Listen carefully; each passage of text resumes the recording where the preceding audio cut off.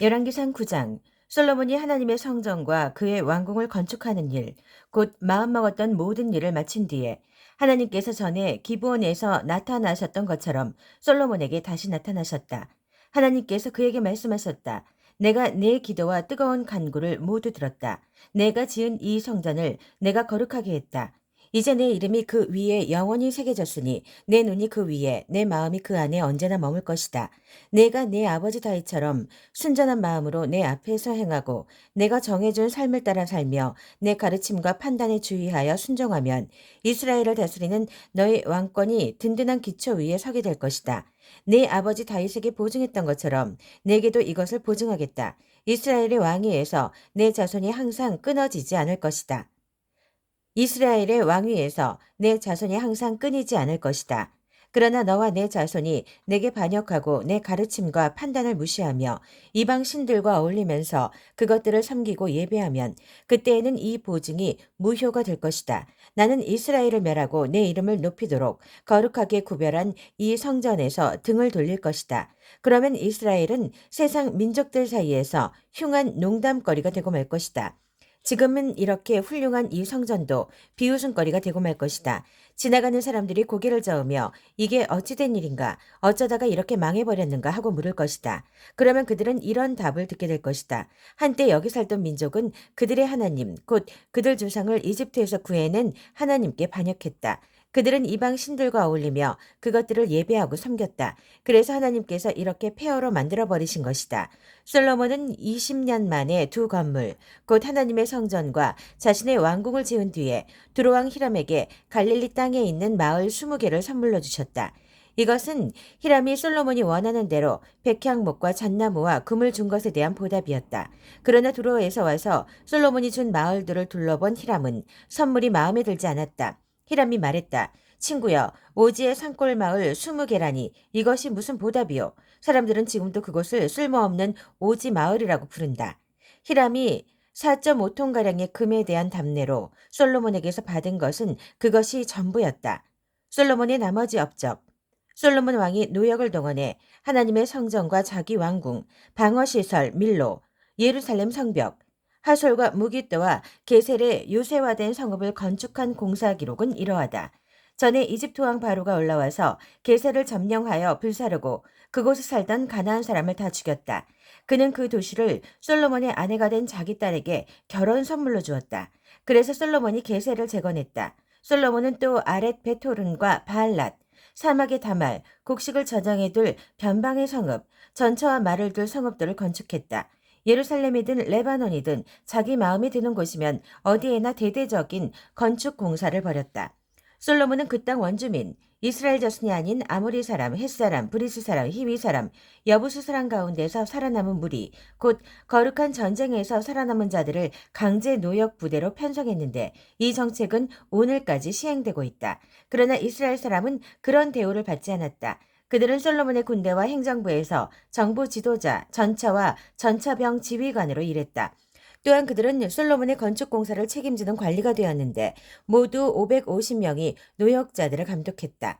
바로의 딸이 정식으로 다윗 성에서 올라와 그녀를 위해 특별히 지은 궁에 들어가 살았다. 그 후에 솔로몬은 방어시설 밀로를 지었다. 매년 3번씩 솔로몬은 하나님의 제단에서 예배하며 번제와 화목제를 드리고 하나님 앞에 향을 피웠다.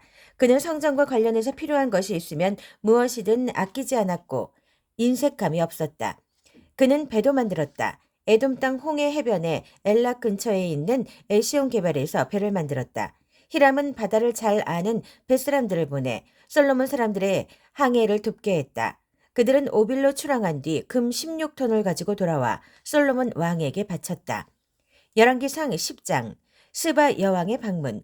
스바 여왕이 솔로몬에 대한 소문과 그것이 하나님의 이름과 관련이 있다는 말을 듣고 어려운 질문으로 그의 명성을 시험해 보기 위해 솔로몬을 찾아왔다. 그녀는 향로와 어마어마한 양의 금과 값진 보석을 낙타에 싣고 당당하고 호화롭게 예루살렘에 입성했다. 그녀는 솔로몬에게 나와 평소 관심 있던 온갖 주제를 논하며 자신의 생각을 모두 이야기했다. 솔로몬은 그녀가 내놓은 모든 주제에 답했고 어떤 질문에도 말문이 막히지 않았다. 솔로몬의 지혜를 직접 경험한 스바 여왕은 기가 그가 지은 왕궁, 잘 차려놓은 식사, 멋있게 줄지어선 왕궁 관리들, 단정하게 차려입은 시종들, 호화로운 수정, 그리고 하나님의 성전에 오르는 계단에서 아낌없이 번제를 드리는 정성스러운 예배를 보며 그 모든 것에 감탄했다. 그녀가 왕에게 말했다. 모두 사실이었군요. 왕의 업적과 지혜에 대한 명성이 내 나라에까지 들려왔는데 이제 모두 확인했습니다. 내가 직접 보지 않았으면 믿지 못했을 것입니다. 사람들의 말이 과장이 아니었군요. 왕의 지혜와 기품은 내가 상상한 것보다 훨씬 뛰어납니다. 왕 밑에서 일하는 사람들은 날마다 왕 곁에서 지혜로운 말을 직접 들으니 얼마나 복됩니까? 당신을 총애하셔서 왕으로 삼으신 하나님, 당신의 하나님을 찬양합니다. 그분이 당신을 왕으로 삼아 공의로 질서를 유지하게 하시고 소중한 백성을 보살피게 하신 것은 이스라엘을 향한 그분의 사랑에서 비롯된 것임이 분명합니다. 그런 다음 그녀는 4.5톤가량의 금과 수많은 향료와 값비싼 보석을 왕에게 주었다. 스바 여왕이 솔로몬 왕을 위해 향료를 가져온 이후로 그처럼 많은 향료가 배에 들어온 일은 다시 없었다. 히람의 배들은 오빌에서 금을 수입해 오면서 엄청난 양의 향기로운 백단목과 값비싼 보석도 함께 가져왔다. 왕은 백단목으로 하나님의 성전과 왕궁에 드릴 세련된 가구를 제작하고 음악인들을 위해 하프와 수금을 만들었다. 그만한 백단목을 들어온 경우는 이후로도 없었다. 솔로몬 왕은 스바 여왕이 원하는 것은 모두 주었다. 이미 후하게 준 것 외에도 그녀가 구하는 것은 무엇이든 다 주었다. 그녀는 흡족해하며 신하들을 이끌고 자기 나라로 돌아갔다. 솔로몬은 매년 조공으로 금 25톤을 받았다. 이것은 상인과 여러 왕과 지방 장관들과의 무역에서 나오는 세금과 수익 외의 수입이었다. 솔로몬 왕은 얇게 두들겨 편 금으로 사람 키만한 방패 200개, 방패 하나에 금 3.4kg씩 들어갔다. 와 그 절반 크기의 작은 방패 300개를 만들었다. 그는 그 방패들을 레바논 숲 궁전에 두었다. 왕은 상하로 큰 보좌를 만들고 눈에 잘 띄도록 겉에 금을 입혔다. 보좌 아래에는 6개의 층계가 있었고 보좌 뒤쪽은 아치 모양이었다. 양쪽 팔걸이 옆으로 사자상을 두었는데 6층계의 양쪽 끝에도 각각 사자상이 하나씩 서 있었다. 주변 어느 나라에도 그와 같은 보좌는 없었다. 솔로몬 왕의 잔과 컵은 금으로 만들었고 레바논 숲 궁전의 식기도 모두 순금으로 만들었다. 은으로 만든 것은 하나도 없었다. 솔로몬 시대의 은은 흔하고 값싼 것이었다. 왕은 원양 선박을 바다에 두어 히람의 배와 함께 있게 했다. 3년에 한 번씩 그 배가 금과 은, 상아, 원숭이, 공작을 실어 날랐다. 솔로몬 왕은 지상의 그 어떤 왕보다 지혜롭고 부유했다. 그는 모든 왕보다 뛰어났다. 온 세상 사람들이 하나님께서 솔로몬에게 주신 지혜를 배우려고 찾아왔다. 오는 사람마다 금은 기물, 고급 예복과 의복, 최신 무기, 외국산 향로, 말과 노새 같은 선물을 가져왔다. 방문객들의 행렬이 매년 줄을 이었다.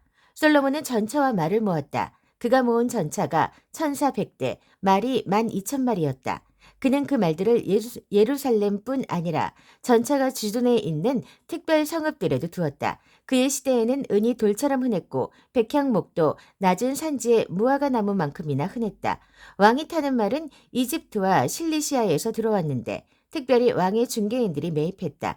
이집트에서 들어온 전차는 은 6.8kg, 말은 은 1.7kg에 거래되었다. 솔로몬은 헷과 아람 왕실을 상대로 말 무역을 벌여 호황을 누렸다.